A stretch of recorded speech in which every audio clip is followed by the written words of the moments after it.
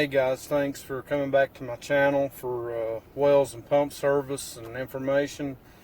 And I want to go into a little bit more depth on a few things. Was wanting to talk about tank crosses and ID plates, identification plates.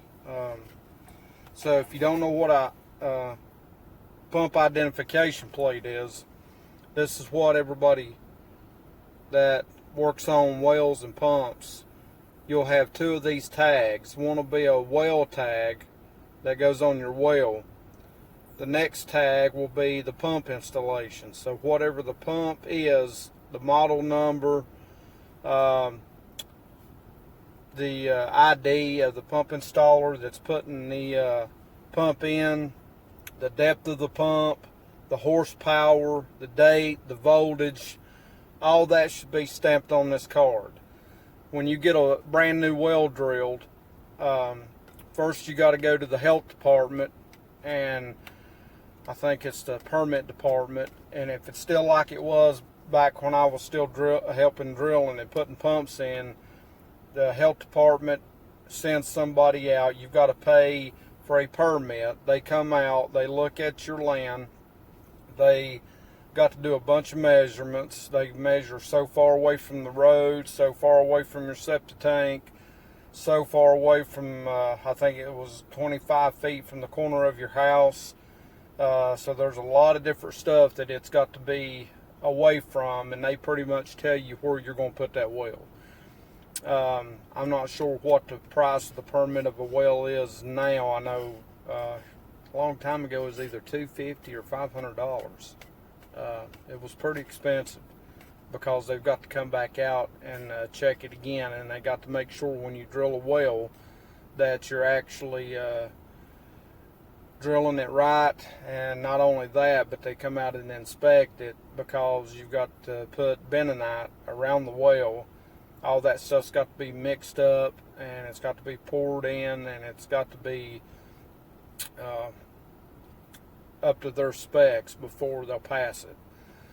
So when that's all done, the well installer that puts your well in will put a well identification plate on there, and that's kind of like the same thing with a pump installer. They'll put all their information on that: how deep the well is, how many gallons per minute, the date that they put the well in, and all that. So when a pump installer comes back and they install a pump, they put this on there. And that's what the health department goes by. If you got a brand new well and you're trying to put a pump in yourself and install it, good luck getting it passed. They may or may not pass it if a homeowner tries to do it themselves. But if they don't see the pump plate on it, because you need to be registered as a pump installer to be able to put a pump in yourself. Not saying that, you can or can't. Homeowners do a lot of stuff on their own anyway, but I'm just saying to be able to do it right, if something messes up, if you drop that pump or something happens to your well, that's why the pump identification's on there. So just food for thought if you wanted to know. If you're brand new to going out and looking at wells, like say if you're going to go check a piece of land out or a piece of property out, this will have the identification plate. It should have the well plate on it.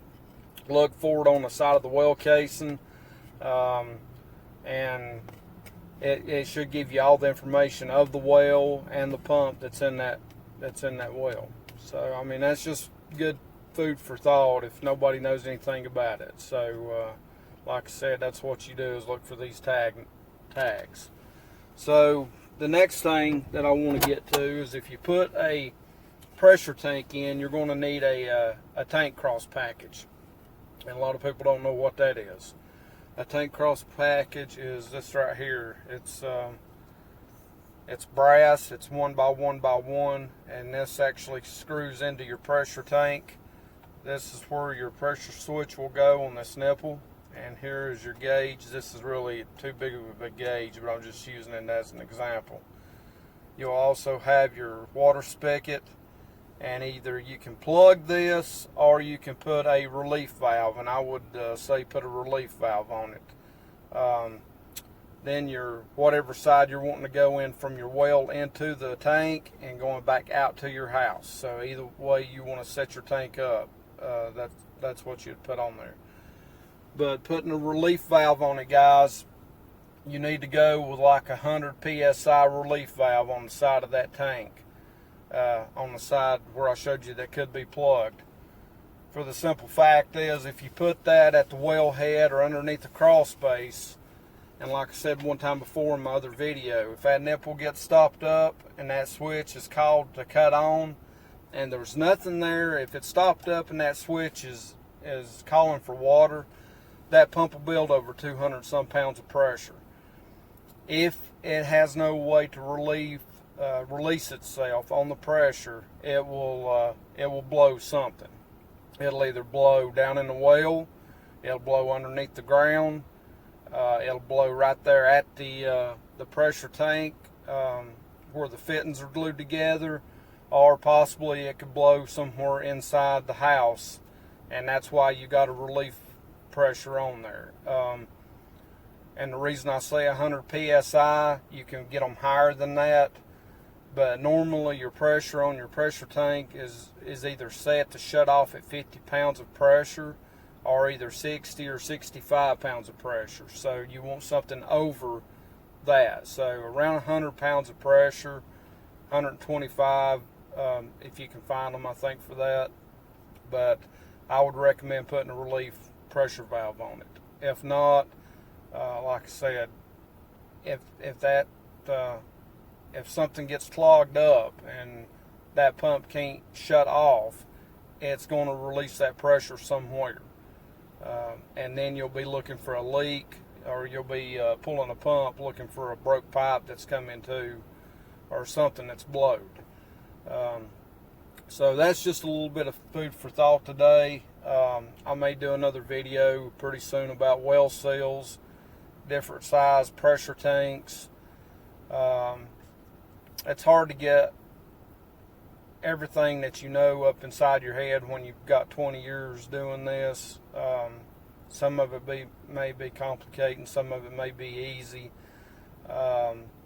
Also, I will go into different stuff like pumps, like that you buy at Home Depot and Lowe's.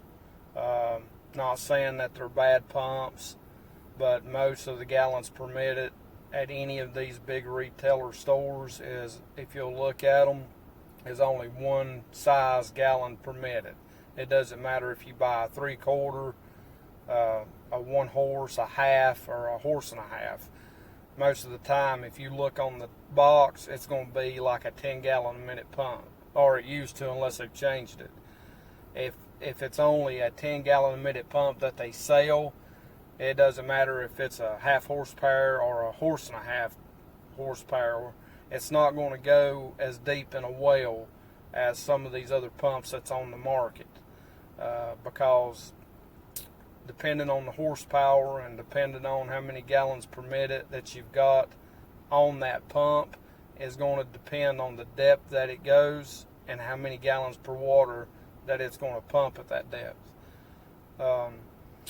So I hope this gave you a little bit of kind of insight on a little bit of stuff. I hope you enjoy my channel. I hope it gives you some kind of information that you can use. If you can, please like this channel, subscribe to it, and I hope to make a whole lot more.